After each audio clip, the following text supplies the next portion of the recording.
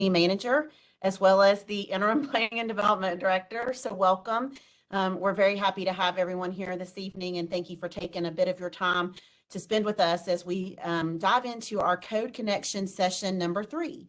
And for those of you who may not have attended one of our previous Code Connection sessions, this is an opportunity for us to really dive into some of the technical portions of code writing and cover a different topic each month. So this is concerning a technical portion of the zoning code. And again, we're really glad each of you are here. Tonight's episode is about the key building blocks for regulating development. And with me, I have the members of our CZB and Code Studio team who are our consultants that are writing the code. And with that, I'm going to go ahead and turn it over to them to get started with our presentation. Thomas. Thanks, Shannon. I think I will probably turn it over to Christy, but maybe what I'll do is do a quick set of quick introductions here. We have Larry Weston on our team. We have Christy Dodson from Code Studio and myself from CZB. And we also have Charles Buki from CZB and Lee Einsweiler from Code Studio. So that's the group that we have on today. And I'll turn it over to Christy to walk us through the initial few slides regarding the foundational components of zoning. Thomas. So like Thomas said, this is we're a group of consultants from all over the U.S. that have come together, and this is your first time, welcome. This is the 3rd episode that we have done. So we are early in the process, as you can see from this project schedule. We've been thinking about already what the framework for the new code is going to be. And we've also kicked off the small area development planning process. So you can see we're early to mid-March. And so we kicked off that process last month and starting to think about now the small area testing, as well as thinking about the districts and uses. And what does that mean? Well, that's part of what we're going to talk about today. What the fundamental blocks are of this code that we're starting to write, and that really ties into the schedule. So first off, we want to start off by thinking, what are the goals for this code? Before we get into discussing what the individual building blocks are, it's important to keep in mind the high-level goals to make sure that as we construct and develop each of these building blocks that they align with these key goals. So the first one is we want to make sure that this code is easy to use. Zoning is not always particularly understandable or digestible, and that's one of the primary goals for this. Is we want to make sure that this code is easy to use, whether you are a resident and you're just trying to understand what is and isn't possible to be built on your property, or if you're a professional, an architect, an engineer, or developer, and you use the code every day. So we want to make sure that it is accessible and understandable to everybody that uses that code, from everyone from the residents all the way to those building and developing within the code. Another piece of it is we want to make sure that this code will, if you'll actually go back a slide for me, thanks. If we want to make sure that this code will provide predictable outcomes. And that is part of making sure that it's a clear code. When the requirements are clear, we know that what outcomes will be produced. And so a part of that is making sure that what rules and regulations we write in the code create predictable outcomes, so everyone knows and understands what is going to be developed in any new development. We want to make sure that that predictability and those rules and regulations, that they reflect what the community wants. You just went through this incredible process of your comprehensive plan in Greenville 2040. And so we want to make sure that this code reflects what the community can say yes to, that we want to reflect your vision. And then finally, we want to streamline the review processes. We want to make sure that everybody understands whenever you're submitting for an approval of a new development, that you understand the processes from A to B to take that development from an idea all the way through to breaking ground. Next slide, please. So what are the basic building blocks of a code? And we'll go through each one of these in more detail, but wanted to outline these key pieces of what we'll be talking about. So anytime you're writing a development code, these are going to be key building blocks. And this is what we're in the process of thinking about and developing right now. So we will be developing districts and uses framework. So that's pretty straightforward. That's what most people think about whenever they hear a zoning code. Districts and uses. It's the different zoning districts and what you're allowed to do. Development standards. So those are like site standards. Stormwater management and engineering standards. So you have your engineering design and standards manual. Part of this process is going to be rewriting those, and we want to make sure that that aligns with the zoning requirements. So that's going to be a key building block to this process. And then finally, it's not just the rules and regulations, but it's the actual administration and how this becomes enforced. So this is the processes that you have to go through to get approvals. These are the processes you would have to go through to get things like variances or rezonings. So it's the actual administration of the code and making sure that it can be enforced properly. So those are the key building blocks we're going to go through this evening. Next slide, please. So districts and uses. In one of our previous episodes, we talked about, what is zoning, and that part of that was talking through what we're calling districts and uses. So this is going to be a zoning map. That's one piece of it, and that's going to show where all of the districts are going to be geographically located in the city. And then the districts themselves, those are going to have a list of metrics and requirements that are going to control the uses, that are going to control the regulation, the intensity, and the design of any future development. Next slide, please.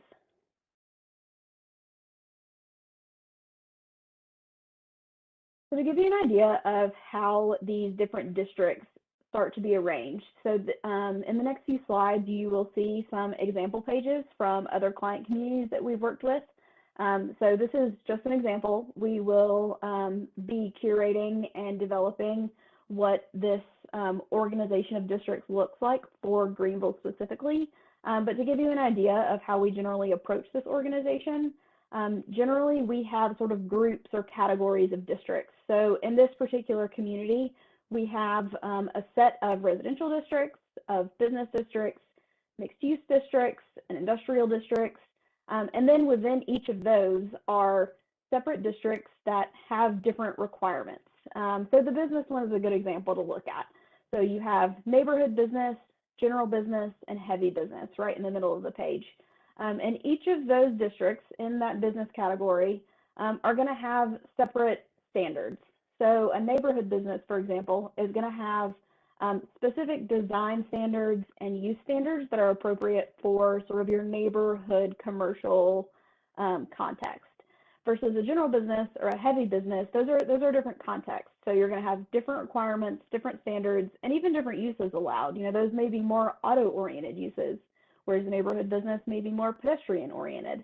And so that's how you should think about these sort of categories. You have an overall umbrella of a category of districts, and then within that are more nuanced districts that have their own set of standards for the design and the development of those districts, and that also have their own uses associated with that. Next page, please. And so getting into what these district pages actually look like. What are the things that we're actually controlling? And this is a diagram that we like to put in the beginning of the document. So, after we say, here are your districts that you're going to have, these are sets of diagrams that help explain how we are going to be illustrating the rules and regulations for each of these districts. So the first set of diagrams on the left, this describes a lot of the regulations that control the lot or the site itself. So it's going to show things like your lot boundary, those are your property lines. It's going to have a metric showing what your allowed building coverage is, so how much of the site your building can cover. And it's also going to show things like outdoor amenity space. So that's a minimum requirement of how much outdoor amenity space you need to have. And that's particularly useful in districts that are more mixed use. So think of something like a pedestrian plaza or balcony.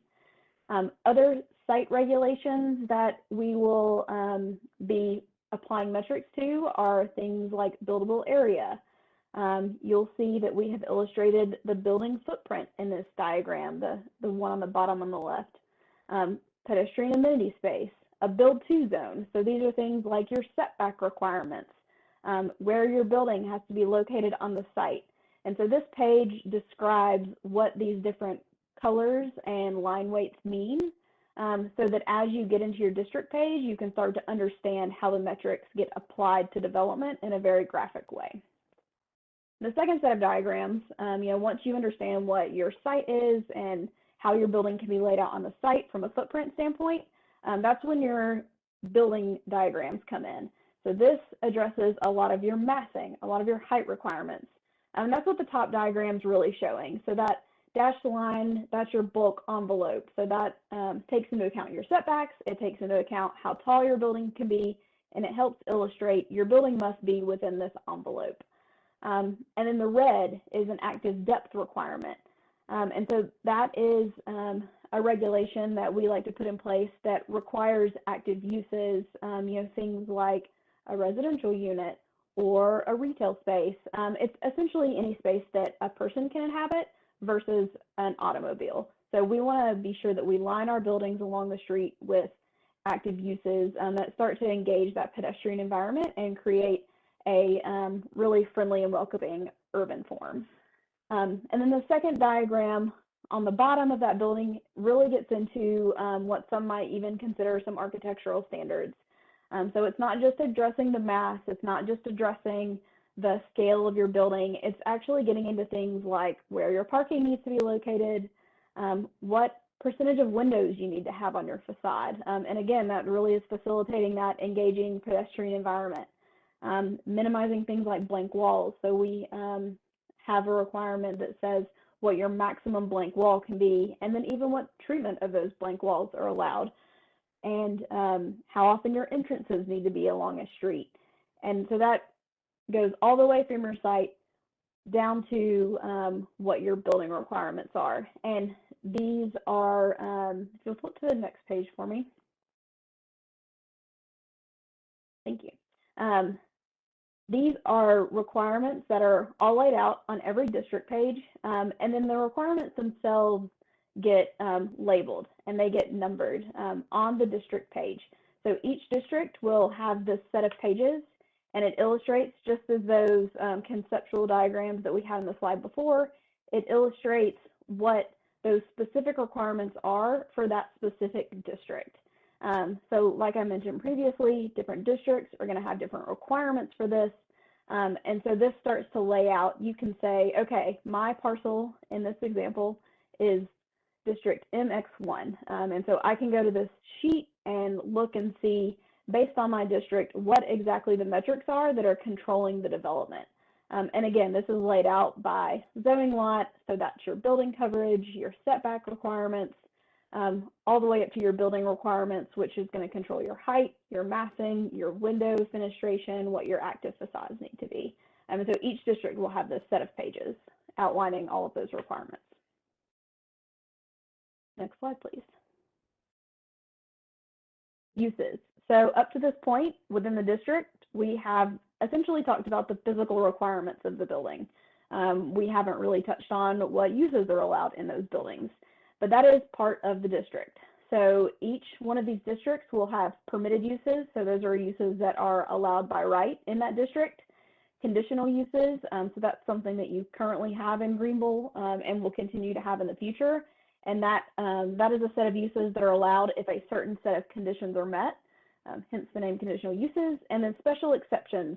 So these are uses that essentially the permission has to be asked for that particular use to occur. And that process is generally heard by your BZA board. Next slide, please. So what does that look like? We generally like to have a summary table of what uses are and aren't allowed. So whether it's your permitted uses, whether it's your conditional uses, or if a special exception can be asked for. So you will recognize that these are laid out in the different categories. So we have all of our residential districts shown in the sort of orange to tan, your business districts, your mixed use districts, industrial and special districts.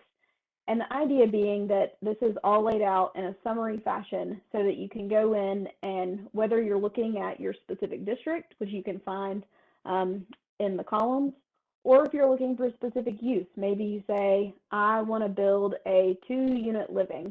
You can go find that use on the table and then see which districts that use is allowed in. So this table is a summary, and this is just an example of the first page of this document from a different community. There are, of course, several other pages of uses listed. And then another piece of this is the use that's allowed. And then you'll notice the very last column says use standard. And so those are additional standards that are applied to certain uses. And an example of that may be, so multi-unit living, for example, has a use standard applied to it.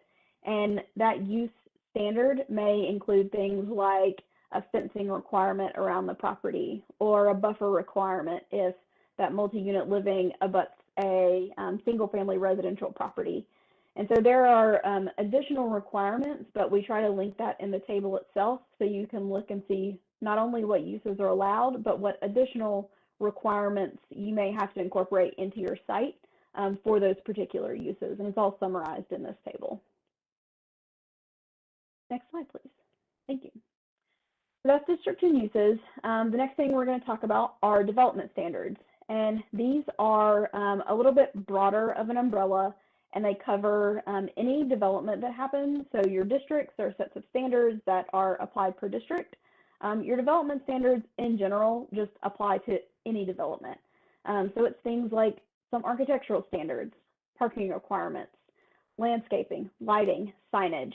So these are all broad requirements that you would need to address sort of regardless of which district you're in. They apply to any new development or redevelopment that's happening. Next slide, please. So here's an example of what some of those district development standards can be. This particular community had a somewhat concise list of development standards. It included parking and access. So that is not only vehicle parking, that's also bicycle parking standards. And the same for access. That's not just vehicular access, that's also pedestrian access for your site. There's landscaping and screening. So parking lot landscaping is included in that. Screening and buffering between different uses and different densities of use. Requirements for walls and fences, we'll see a couple of examples of that. And then also what those specific plants need to be. You know, some communities want to encourage specific species or types of landscaping, and that can be part of this design standard. And of course, lighting, outdoor lighting, and wanting to make sure that that is appropriately screened and scaled for different biohabitats that may exist. So that can also be a part of these development standards. Just to go through a couple of examples, you know, these are also meant to be both illustrative and set up in tables so that they are accessible, easily understood. And so the first example you'll see on the left is for driveway spacing. So driveway spacing obviously is important for pedestrian-friendly environments. You want to avoid as much conflict as you can between those walking and those driving and creating a safe space for all of the users of the street. And so that's part of the development standard that we consider is, you know, different contexts of when you may want your driveway spaced a little bit closer or maybe a little bit further apart. So we both illustrate that and include it in a table, which you can see in the bottom of that page. And then on the right-hand side, you can see an example of how we address pedestrian access. So we have different requirements for what your front door connection must be to that sidewalk. So we want to make sure that there's a strong and accessible connection as people move from the sidewalk to your front door. And so we both illustrate that and provide a couple options of how you create that connection for pedestrians. Next slide, please. Here are a couple of examples of fence standards. So some districts have preferred materials that they want to see for fences, preferred heights for fences, and those can vary from district to district. And so these are the left-hand page shows two options for that. You know, many communities will have 5, 6, 7 options, and essentially different types are allowed in different contexts. So your residential context may allow certain types of fences, and then commercial context may allow a different set of fences. And so we build the types in both in illustrated form and in a table of requirements, so you can start to see what those requirements are based on the different context of your site. And then similarly, there are landscape screening types. So these are two types. The first one includes just landscaping, so it's just trees and planting. And then the second type actually includes a little bit of a fence or a wall. And so you may think about something like that for screening a parking lot in a little bit more urban of a context. You want to create just a little bit more protection between the pedestrian and the sidewalk. And so there are different levels of requirements, different types of requirements for whether you're in a more suburban environment, a more urban environment, commercial or residential. Next slide, please. And then finally, there are also some additional requirements that deal with the relationship between the building and the public realm. So we often refer to that as frontage. And this is essentially one step deeper into the details of that architectural requirements that are applied to buildings in certain contexts. So some examples of that, and you'll see this illustrated in the buildings on the left, are things like what your entry environment needs to look like. So this particular example shows a stoop or a porch.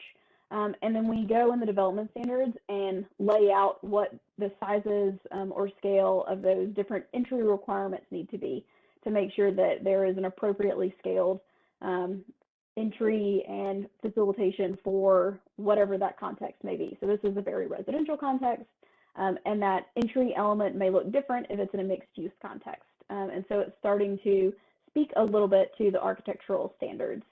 This can also apply to pedestrian amenity space, is what we often call it. So those are things like pedestrian plazas that are in front of buildings or maybe next to buildings. So requirements for how that can be enclosed or the relationship it needs to have to the front door. So those are some architectural requirements that we start to build into the development standards. Another thing that we look at is signs. So this particular sheet illustrates monument signs, which are often used in a little bit more suburban of a context.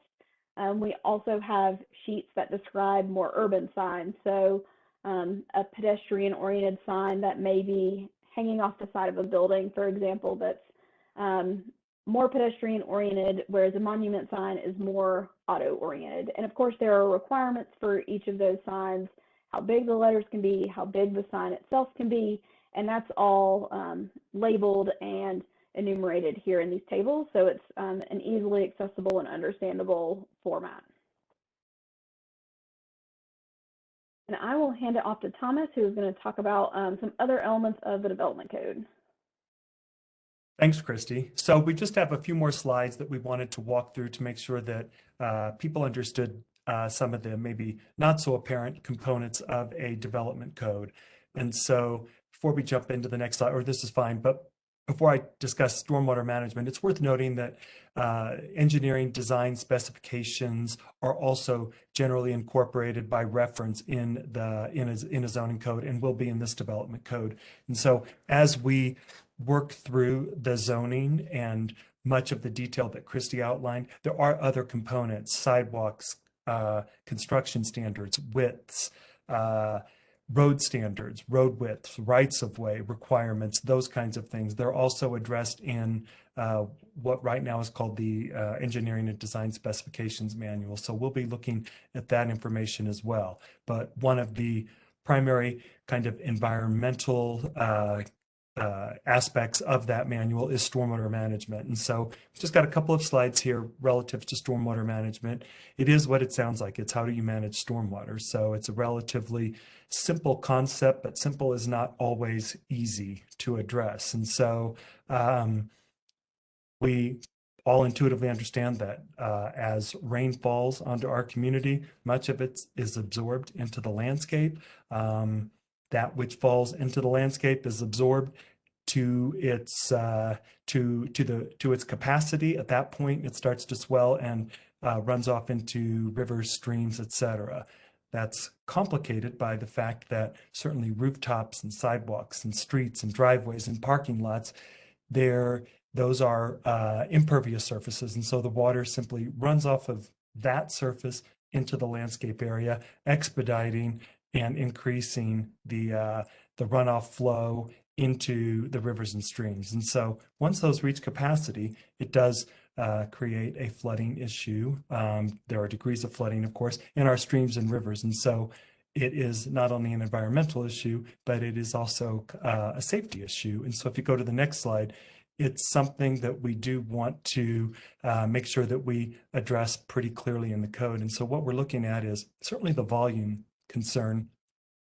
We want to make sure that we address that, prevent flooding, keep things safe, but we also want to look at it from an environmental perspective in terms of contaminants or gunk that simply collects in that water. That can be the residue of tires on cars, that's leaking oil, gasoline, residue from asphalt shingles on a rooftop, etc. All of that ends up running off and oftentimes into drains, which ultimately end up at the streams and the rivers. And so what we will do is make sure that we look at opportunities to kind of get a net zero runoff, look at limiting, controlling, managing the percent of impervious coverage on sites, and then look at opportunities for net zero, keeping the stormwater on a site. Much of that will be done and addressed, not just stormwater, but all of the code is really administered by a number of bodies throughout the city of Greenville. And so this outlines those that are probably front and center. Certainly City Council, they're your legislative body. They are the ones that adopt laws, that adopt code. The Planning Commission, they're a recommending body. They deal with planning on a more day-to-day basis with regard to conditional uses, with regard to subdivisions, etc. You've got your Board of Zoning Appeals. Christy mentioned them earlier, BZA.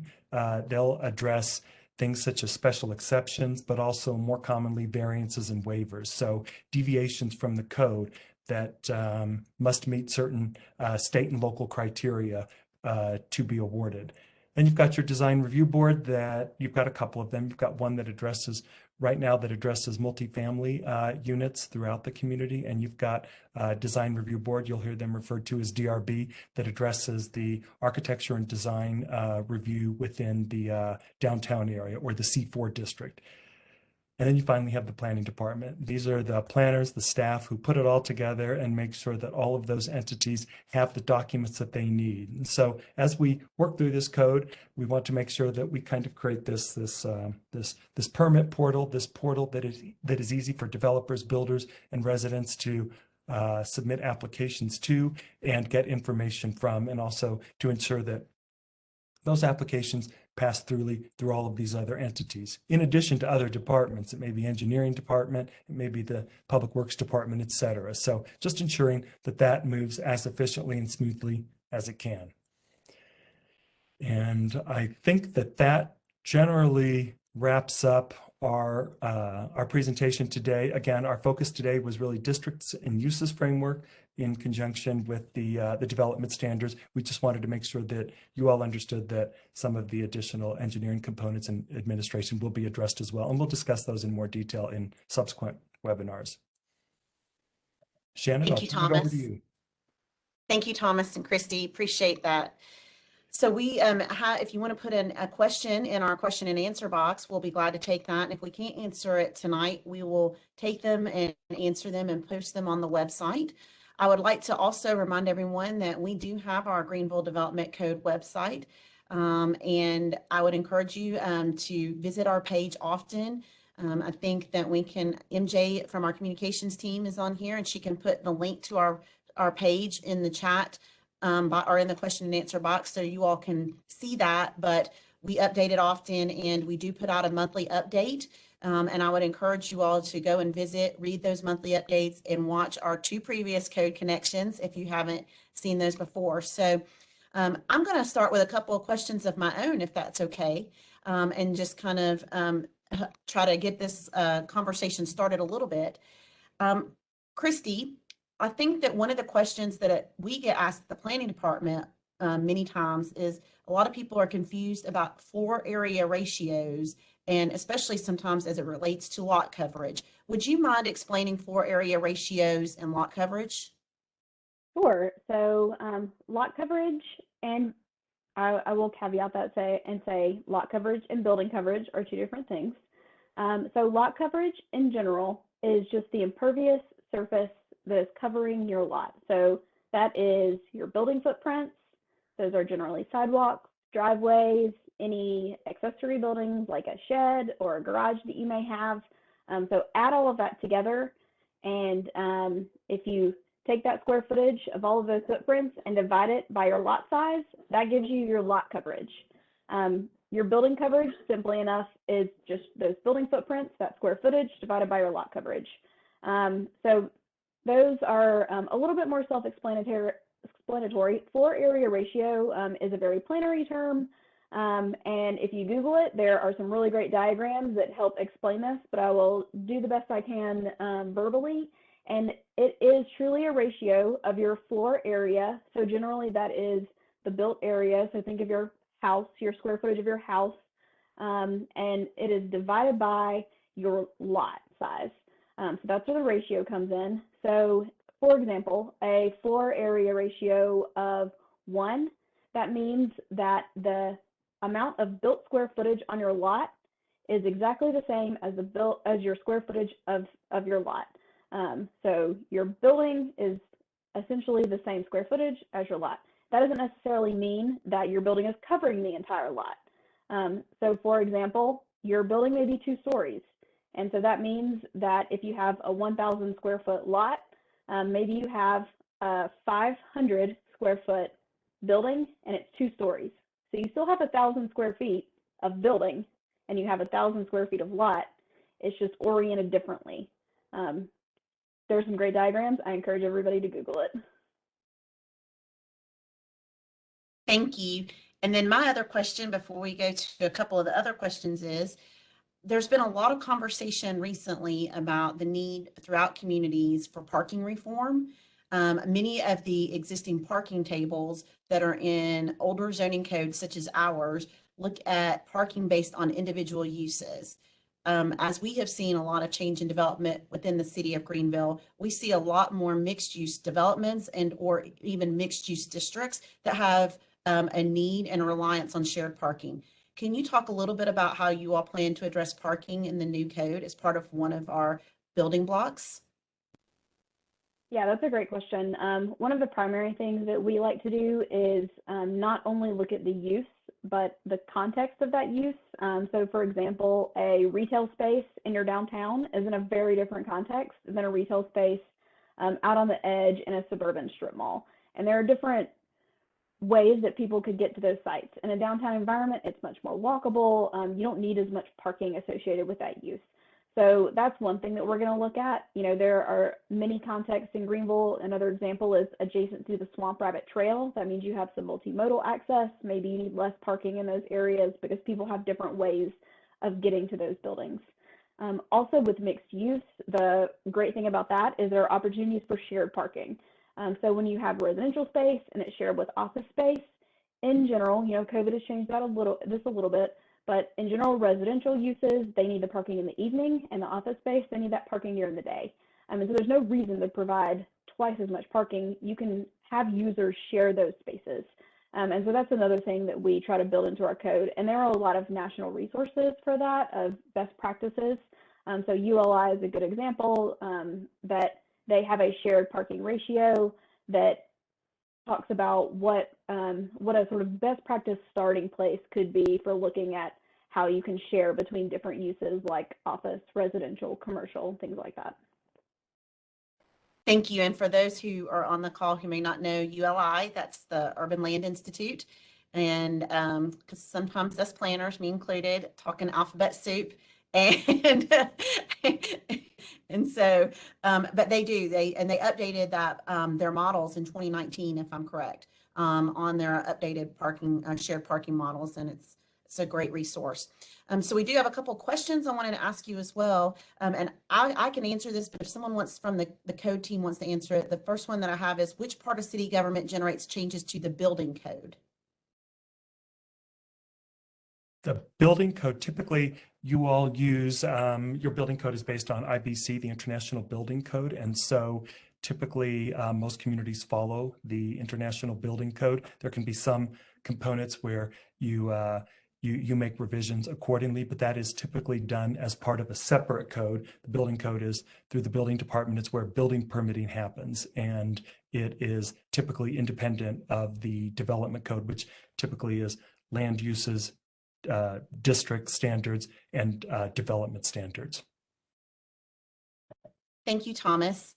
Another question we received is, can you speak more about the specific code for independent senior living?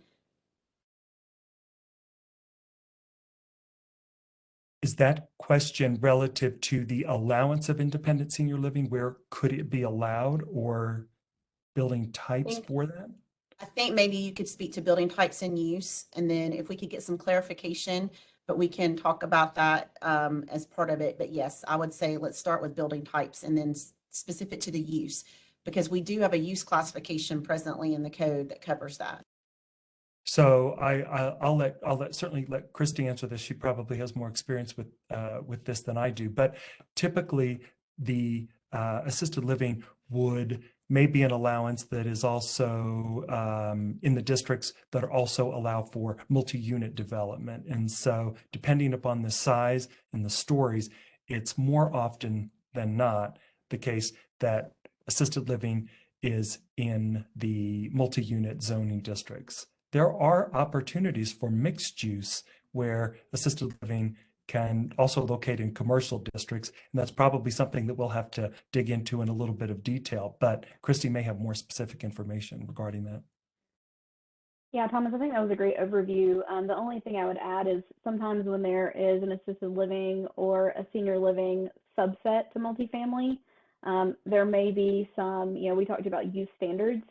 And this ties back to the parking. A lot of senior living doesn't necessarily need as much parking. So it may be in that use standard that it actually gets a lower parking ratio. So that use may, or that particular building may work on more sites because you don't have to provide as much parking. So that's the only thing I would add. Mm-hmm. Thank you. We have a question about the existing tree ordinance. How would that fold into the new code? So it's interesting. We were looking at the tree ordinance. We've been looking at it over the course of the past month, and I know that you all have done some updates, and it's kind of become a bit of a front and center topic.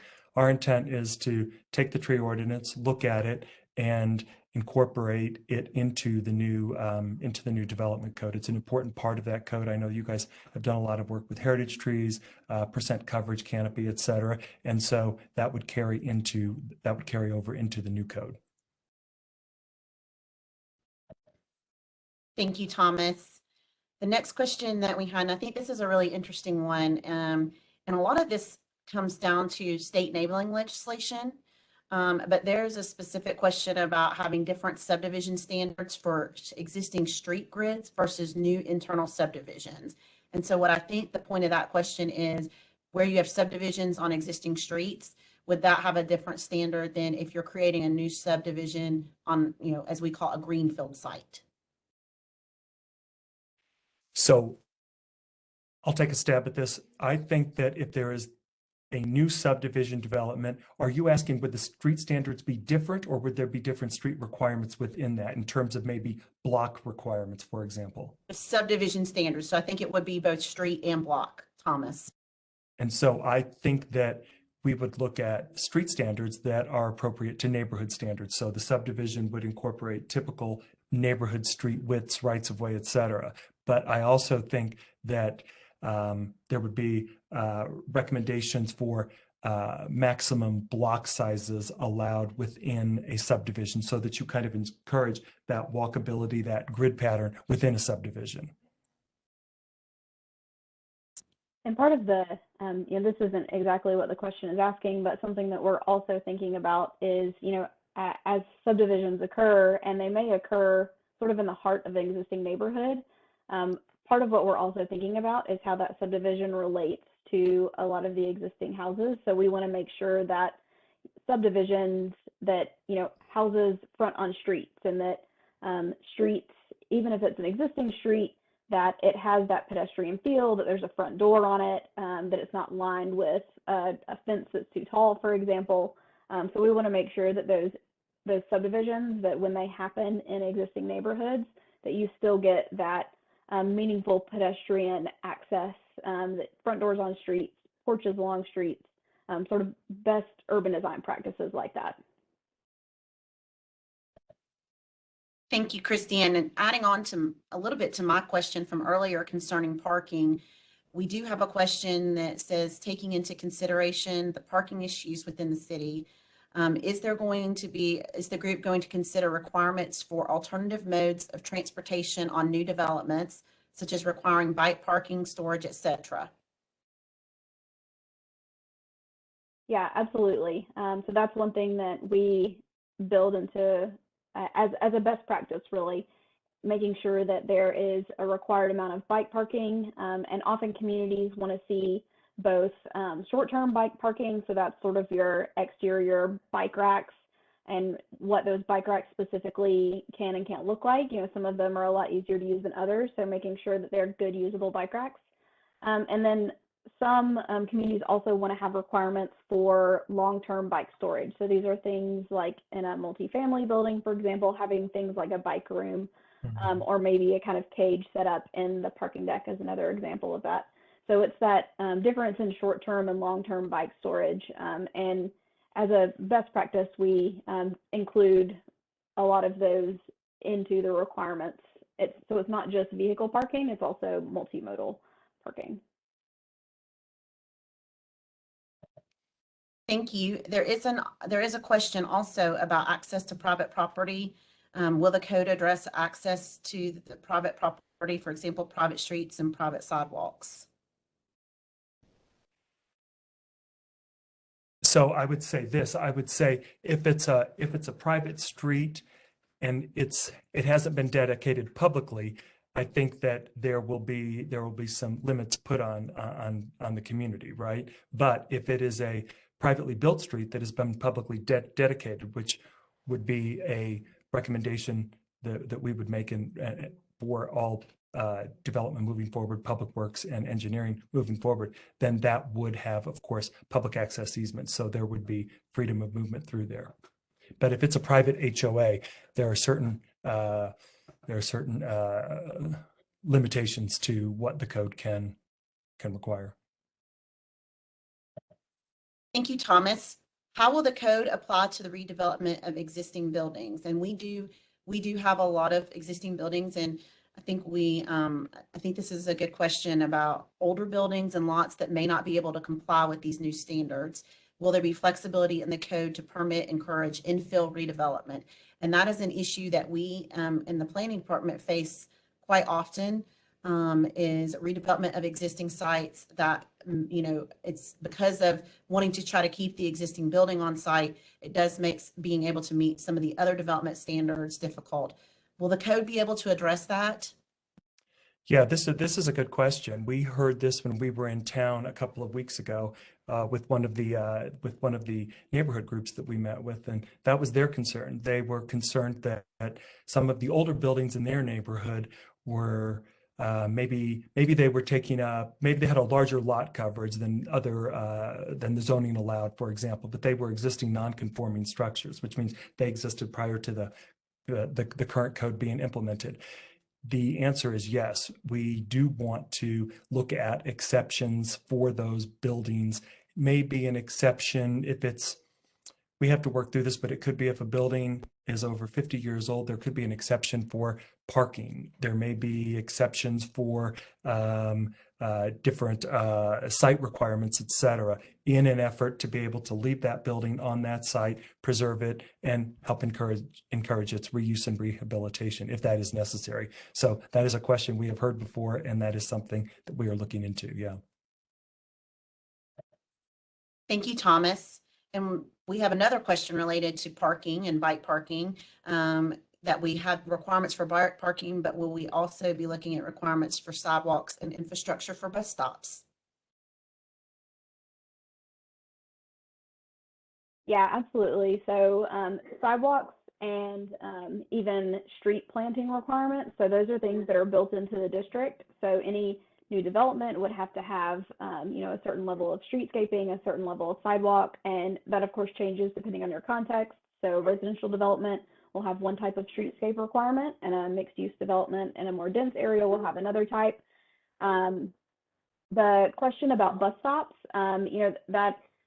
that is maybe a little bit more tricky. What we're thinking about, some of the things that we're considering are things like incentives. So incentivizing providing some bus stops. So where that bus stop lands, whether it's in the public right of way or private right of way, makes that a little bit more challenging for requiring it. But we are thinking about how we can incentivize making things like bus shelters more prevalent. Thank you. And we also have a question about, if we went back to the beginning of your presentation, about some of the basic building blocks, the administrative process, and if there will be a standard timeline for start to finish goal for in terms of getting a development through the process. Can you talk a little bit about your ideas for how we can add predictability to the process and make the process better for all? Sure, that's a really hard question to answer, because there are so many different kinds of planning and zoning applications that you all deal with, right? But what we have seen in working with your planning department, the engineering department, the public works, et cetera, departments, is that we could probably create a more streamlined process. We definitely can do that. Not probably, we could definitely do that, so that there's an understanding of where a project is in its review process. It's hard to say, is there a timeline from start to finish, because it's project specific. A conditional use project that may have not only a building component to it, but also a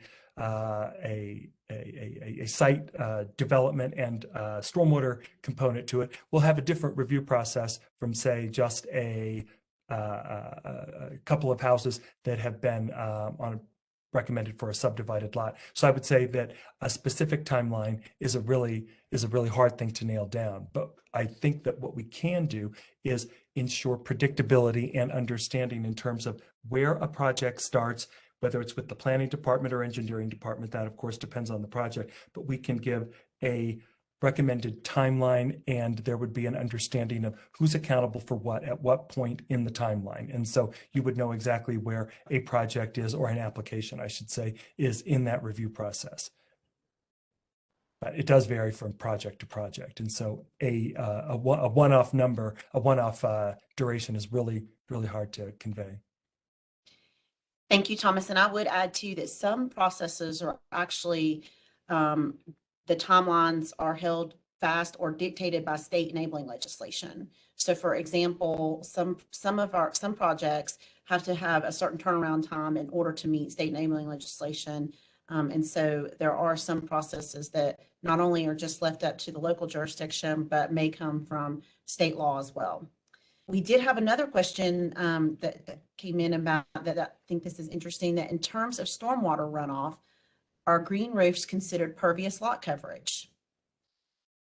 Green roofs are typically considered pervious to an extent, so a percent pervious, because there is a runoff coefficient, a formula. It's called the rational method, that's typically used to see what that roof would absorb in terms of its stormwater runoff before it reaches capacity. So it may be that it is 50, 60, 70, 80% designated 50, 60, 70, 80% pervious rather than impervious, but it definitely reduces the amount of impervious surface coverage on the lot. So in other words, if it is on the roof, it can help by a percent reduce what your lot coverage is considered. Great. I think that was an interesting question. The only other question that I see that to ask about is when we do have portions of the ordinance that conflict, what are we thinking about in terms of how to address some of those? So for example, I know we've talked about, and we can cover this in another code connection session, how we incentivize some of the items that were brought forth in the Greenville 2040 plan, such as affordable housing, open space, mobility. Is that something that we could speak to tonight? We can touch on that, and we are going to delve deeper into that in a future code connection session. But in terms of housing affordability, for example, we've mentioned this before, and we'll say it again in case some new people are online. We don't have in the state of South Carolina, we don't have the opportunity to mandate inclusionary zoning or housing that includes percent affordable or workforce housing. And so what we can do is incentivize it, and that may be additional density bonuses, an additional story or two as a bonus to a developer. And so we can really provide incentives within the code, but at the end of the day, it is going to require additional dollars from the community, partnerships between City Hall, nonprofit philanthropic organizations, and the private sector, because affordable housing under all circumstances is going to require gap financing to make sure that it can be built. And so bonuses in the code, but it's going to take more than that. It's going to take collaboration and monetary commitments by other entities as well. Transit improvements, we can certainly also make recommendations and actually requirements within the public realm portion of the code for, say, bus stops and things like that. Christy already spoke to bike and alternative mode infrastructure on sites. We can do that as well, but that also doesn't address use. That kind of addresses the end part of the transit equation, right? We can take care of it and provide for some of that infrastructure on site. But again, use has to be incentivized. It has to be convenient. It has to be efficient. And so that's kind of a separate part of the code. But code can require some of kind of the black and white components of that. Thank you, Thomas. And then the final question we'll have time for this evening is, are there any planned policies for sustainability efforts such as renewable energy, especially solar panels, rainwater harvesting, water use reduction, low carbon materials, green building construction efforts, et cetera, that are going to be implemented into the code? And I will say that we did do, if anyone's interested, a solar review of our code with some recommendations through SolSmart, and presented that at the last Planning Commission. So I'll enter my information into the chat or into the question and answer box. And if anyone would like additional information on that, I'll be happy to send you that document. But that was a big question. So I'll end it with that and see if y'all want to answer that while I put some contact information in the chat box. Christy, do you want me to start? I was just going to add that, you know, a lot of the design standards and the engineering standards that we're trying to build in are essentially providing the flexibility to put in place on these sites the current best practice of, you know, things like low impact development for stormwater. So making sure that the site standards are predictable and they produce good outcomes, but they also provide the flexibility so that those best practices for those sustainability components can be put into place. Because unfortunately, when those conflicts do occur between the different development codes, it sometimes makes some of those sustainability efforts challenging. And so part of the effort we're trying to do here is to provide the flexibility so that those sustainability components are able to be put in place and that they're encouraged and perhaps even incentivized. And an example that I gave in our previous Code Connect webinar was putting into place EV charging, or at least the infrastructure to put in EV charging into things like parking decks or parking lots. And so incentivizing things like that.